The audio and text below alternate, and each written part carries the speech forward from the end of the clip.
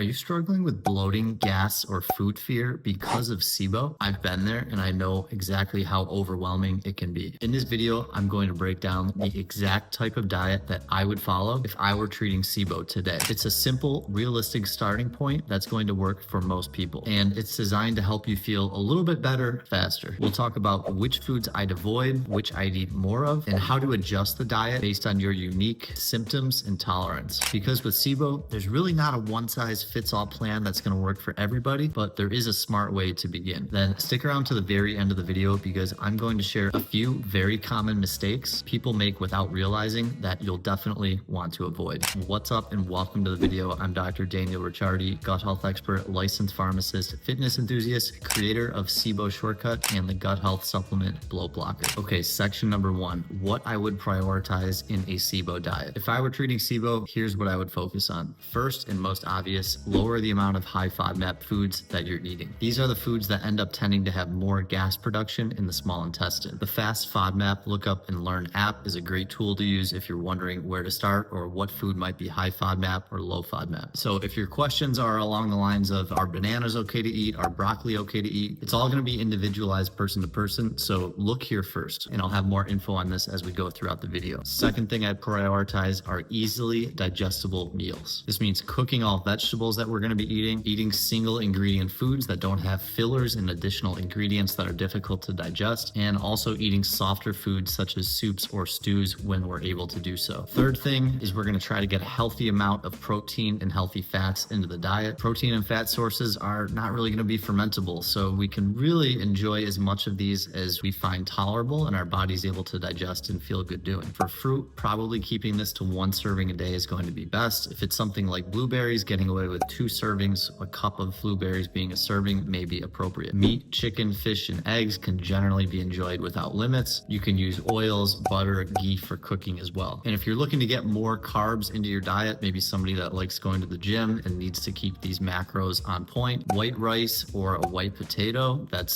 skinned and cooked fresh are going to be good options for you. All right, section number 2, what I would limit if I was doing a SIBO diet today. First one, obviously high FODMAP foods, probably. Not that you can't eat any of these ever, but definitely going to be a good idea to limit these as you get started. Number 2, raw vegetables and salads. As I mentioned, cooking veggies, it's going to be easier for you to digest. Salads for most people and raw vegetables are going to be a little bit more difficult to digest. Third up is gluten and dairy. In general, for most people, it's probably a good idea to limit these. This one's tricky though, because for many people, while they may not be super helpful as you're trying to heal your gut, they're not necessarily wrong to consume. It really matters how you tolerate them, and then the quality of ingredients really matter for these. For example, a local produced sourdough is going to be way better than Wonder Bread, and then a zero additive, low lactose cheese such as cheddar is going to be better than a Kraft single. Final thing I'd like to limit as you go through the diet: snacks. The migrating motor complex is a series of muscles and nerves in your small intestine, help sweep clean that small intestine of debris and food, and help with your gut motility and preventing SIBO from coming back. So this is going to be helpful for a lot of people dealing with SIBO. To know you're doing it properly, I would try to space out when you're eating food by 4 hours or more. All right, on to section number 3. Here's some sample meals I would eat if I had SIBO. For breakfast, I don't eat a ton of food. Something like a few over easy eggs on plain, just regular rice cakes is one option. Or if you wanted to go the smoothie route, you could do an unflavored collagen protein powder, lactose-free milk, or an almond milk with 0 additives, a little bit of ice, about 1 cup of blueberries, a tablespoon of almond butter, which is not low FODMAP, but we're going to be limiting quantity on these type of foods. And if you wanted to eat a little bit more for your breakfast, if you're doing the eggs and rice cakes, you could throw in some sort of beef or a very clean sausage without weird added ingredients. Lunch-wise, you could do a grilled chicken or salmon with some sauteed vegetables such as zucchini and carrots cooked in some olive oil. If you wanted to get some more carbs into your diet, I would put this over some white rice. Besides onion and garlic, feel free to add in a lot of herbs with your cooking. A lot of the antimicrobial herb treatments are similar things that you would use in cooking. So if you like rosemary, you like oregano, feel free to add this into your cooking. For dinner, I'd probably go a crock pot route. So getting some stew meat, peeled and rinsed white potatoes to remove some of the starch. Potatoes, if you eat them fresh, they actually have a lower amount of resistant starch. So if you have SIBO, it's going to be a little bit easier to digest. If you eat them as a leftover, some of this resistant starch comes back and can be a little bit more difficult for you to digest with potatoes. Add in some carrots, celery, some other vegetables, whichever ones that you want, ideally ones that are more low FODMAP. Again, refer to the Fast FODMAP Look Up and Learn app for this. If you think you're gonna wanna have this as leftovers as well, instead of the potatoes, you can just take this stuff cooked in the crock pot and put it over rice, kind of like we did for lunch. The crock pot's really nice because it really softens up all the food very easily, and the prep time is also very, very low. And then in between meals or in the evening, feel free to enjoy some herbal teas that help boost digestion, such as a peppermint tea or a ginger tea. All right, section number 4, ideally your SIBO is gone and now you're gonna be reintroducing foods. In general, just do this slowly. Start with the foods that you may have eliminated that you feel like you can probably tolerate if you added them back pretty well. Add those back in first and then see how you do over the next day or so. Continue with this process till you've added everything else back that you want to be eating, ending with the foods that you think would be the most difficult to add back without having symptoms. This can be a slow process and can take place over 1 to several months. And if you want to learn more on this topic, check out my online program, SIBO Shortcut. It's a low price monthly membership where you get all this information about diet, as well as everything else you could possibly think of about SIBO. You'll also get ongoing support in my private Facebook group. All right, back to the video. Answering a couple common questions about SIBO diet. Fiber comes up a lot because after all, you're going through this diet, low FODMAP, it tends to be lowering the amount of fiber that you're eating. So hopefully with the low FODMAP diet, you're still finding some foods with fiber where your bowel movements are able to flow pretty well. But if not, a good low FODMAP fiber supplement is PHGG, partially hydrolyzed guar gum. I think Sun Fiber brand is one particular product. And then if you're wondering if you should go keto or carnivore while doing your SIBO treatment, if you're doing antibiotics or herbals, I would not do carnivore because we're gonna want some carbs, fiber, or sugar just to keep those bacteria a little bit more active. So when we do the treatment, it'll be more effective. I'll link a video about carnivore diet down in the description below if you want to see a little bit more about this. The keto diet, I haven't really found this to be an appropriate option for doing SIBO treatment. All right, on to section number 6, some mistakes to avoid. First one, probably most important, is don't think that you ruined all of your progress because you got bloated after eating one meal or you think you slipped up and ate a high FODMAP meal. This is not the case. Do not stress yourself out completely that you ruined everything. Just keep in mind that you likely have found something that you should not be doing or not be eating. Second thing is forgetting that quantity matters when it comes to these foods, these low FODMAP foods. For example, half a cup of a sweet potato may be low FODMAP, well and good. But just because it says low FODMAP doesn't mean you can go out and eat